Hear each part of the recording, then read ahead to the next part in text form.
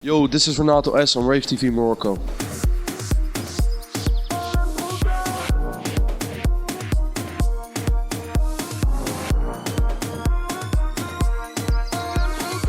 It's a mixture of Latin and Afro. I just like percussion and drums, and that is the reason why I love Latin and Afro house, because the percussion and the drums are really good. How I describe my style, it's different. I always try to entertain the people. I play the music I like, but also what I think the people will like. So I don't come to a gig and just play my own music. I try to see what the people want, and I wanted to give them that. I see myself more as an entertainer. I play for the people, and if the people come to me after and say that they had a good night, for me that is give me a good feeling about. It's a big difference. The main idea, if I have an idea, I can put a sketch in like 5 minutes or 10 minutes. But to finish a track, it really depends on how it goes in the club, what is the reaction of the people. It's mostly it can take a day before I finish a track, but it can also take 1, 2, maybe even longer than months. Yes, it depends on my inspiration. It's not too hard to put an ID on the project, but it has to work for the clubs, and people need to dance, and it's important you see the reaction. So even if you finish a track, if the track doesn't work in the club, maybe you have to change. Yes, you have to notification and adjustments in the track. And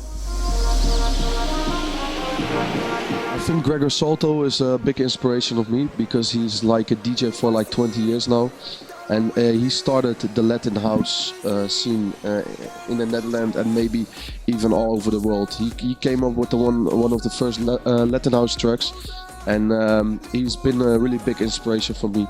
And at the moment, Kryder is taking Latin groove tribal house to the next level at the moment.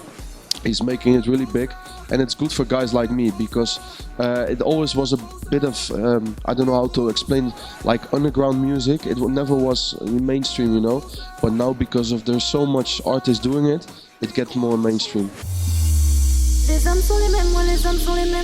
Lately I've buy a lot of stuff from CV samples. It's I use it almost in all my tracks. You have some packs called Susumi Like, and he has really good drums in the tracks or in the sample packs, and I use it for almost all my tracks. Fangrinch I use a lot. I have a sample pack from Armin van Buuren. It's not shared a lot, so it's exclusive, yes, but it have a lot of good drums in it, so I use it a lot too for my for plugins. It's mostly of the time just Silent, Nexus, sometimes Massive. Yeah, and about other VSTs for mixing and mastering, I use Waves and Isotope most of the time. Just do your thing. Even how hard it is sometimes, just do your own thing. Create your own style, keep working, keep crafting, because as a DJ and a producer you get a lot of negativity, and it's really hard to make a living out of this, but the harder you work, the more success will come on your way. So just keep working hard, follow your heart, and do whatever you want to do. Because all the big artists, well, mostly of them, became big because of their unique sound. And if you copy an artist, you're just a copy, and people will see it, that they will listen to the track and they think it's a different artist. And you want people listen to your music and say, hey, this is Renato S, or hey, this is... With what I did with the remixes for Moon, for example, I just kept one style with the trumpet and the horns and the drums, the same kind of patterns. And now every time I release a new remix for him, people will say straight away, this is Renato S. And that is important for an artist.